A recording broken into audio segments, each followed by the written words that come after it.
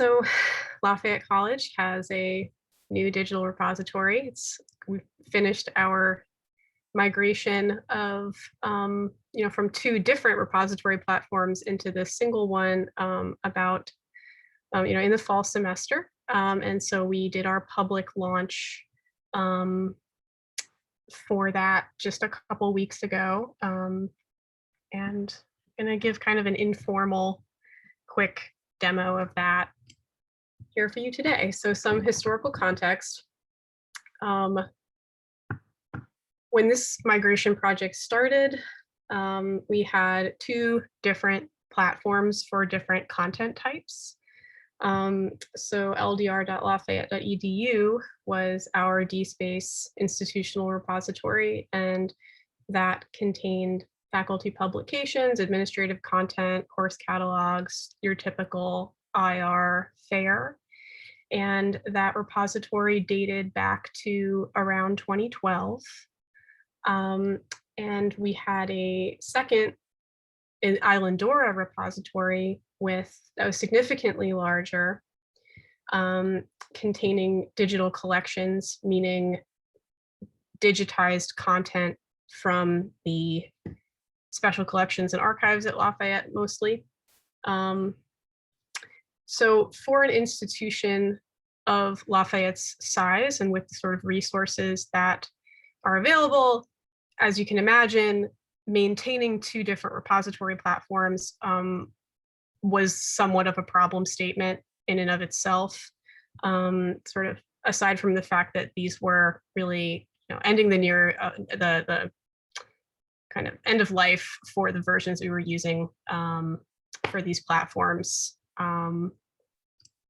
So this is in between there was a content DM repository as well before the Islandora. So this is sort of the fourth iteration of the Lafayette digital repository.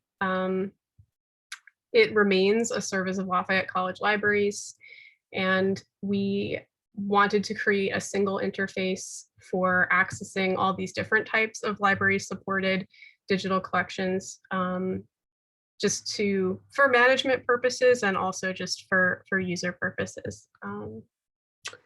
So we've got about just a little over 17,000 digital objects in there.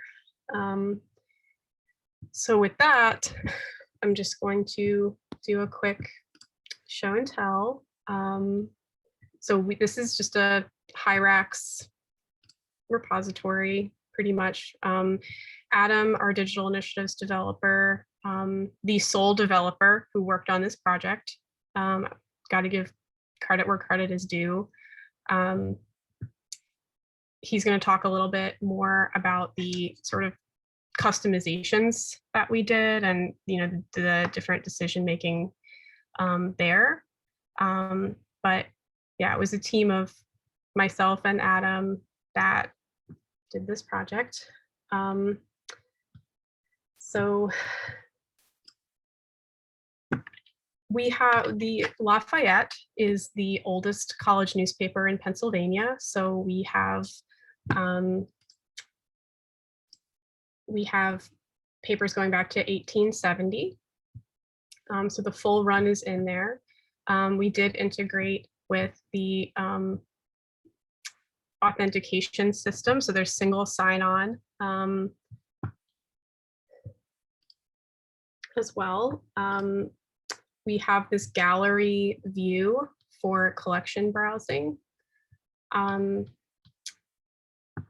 we also have we're using nested collections. So just to show you kind of how we're doing that.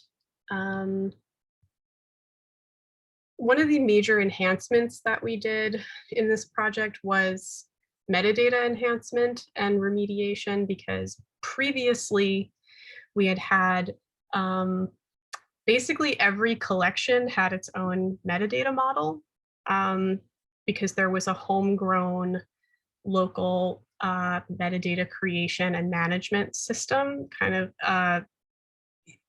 and that let people really go crazy, especially with faculty-run projects, some of which, for example, this East Asian image collection, which has 22 sub-collections, is more than 15 years old. There's more than 15 years worth of scholarship and student assistance, and evolving kind of metadata standards and practices, and none of which was informed by really librarianship. It was mostly informed by the faculty member. So there was, just a lot of chaos. So what we did was we made two different work types. We made one for kind of text-based resources for the IR content, and then one for image content. And we used the questioning authority gem for subject as well as for location, and did a remediation and enhancement project for those. We prioritized those. So now subject, for example, is facetable. You can also view the authority. And this was also very useful for location as well. Another enhancement that we did was that relied on community code was the implementation of EDTF. And we used Duke University's humanized EDTF gem. So for example, this date range is stored as an EDTF range, but it's human readable. So those are just kind of a few of those things. I think I'll leave it there, and Adam can talk a little bit about, in depth about the technology of the HIRAX enhancements. But of course, if there's anything that I mentioned there that you'd like to hear more about, please feel free to ask at the end. Cool, thank you, Laura. So yeah, these are just a handful of the enhancements to HIRAX that I sort of built into it. A big request we got was for better contextual results for search. So the problem was that we would have folks search for a term to get to a newspaper, and then have to search within the newspaper again, which used two different full text parsing. So it's very complicated to, it's a long workflow to get to your results. So we integrated Blacklight's and Solar's highlighting for hits on search terms, which now show up in the results if you use a search query. We're providing two different authority sources for locations. We had a problem with, was it Manchuria?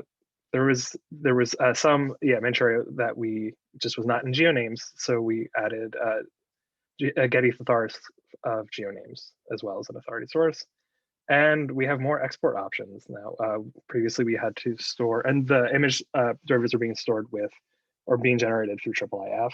Previously we'd have a large, a medium, and a small derivative for every item in the repository, which was just very ungainly and hard to sort of maintain. You want to hit the next slide? And then some of the integrations that we are really excited about that we've integrated are handle.net permalinks, IIIF integration, and DPLA, Digital Public Library of America integration. Our permalinks are handled through handle.net. This was pulled from our DSpace instance. So previously only the faculty publications had unique IDs, unique URLs provided. Now everything in the repository has a citable URL that will not be dependent on the software that we're using. And we put a lot of work into making sure that old routes redirect, because we have some items published that were credited to the old digital.lafayette site, which is no longer there. So we have a lot of rules set up to catch those things. Next slide. IIIF, I'm sure a lot of people here know what this is, so we don't need to go too into depth of it, but we're really excited about HIRAX's IIIF integration. One of the projects that we're involved with Harvard and Kyoto University involves our East Asian image collections. And there's a project, I believe, in the work in Kyoto that is involving IIIF manifests and sort of harvesting them to compare and contrast different postcards or ephemera from all sorts of times. Next slide.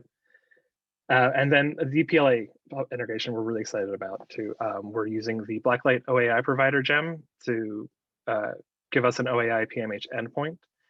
We're currently hosting 5 of our collections, mostly, or pretty much all of the collections about the school itself, but not our East Asian image collections, but we're planning to integrate some of those, the ones that are copyright free or no longer copyright expired for the spring. And I think that's the bit on that. So yeah, if anyone has any questions, you can answer them.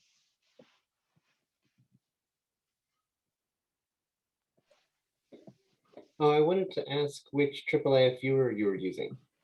We're using the universal viewer. Cool. For that, yeah.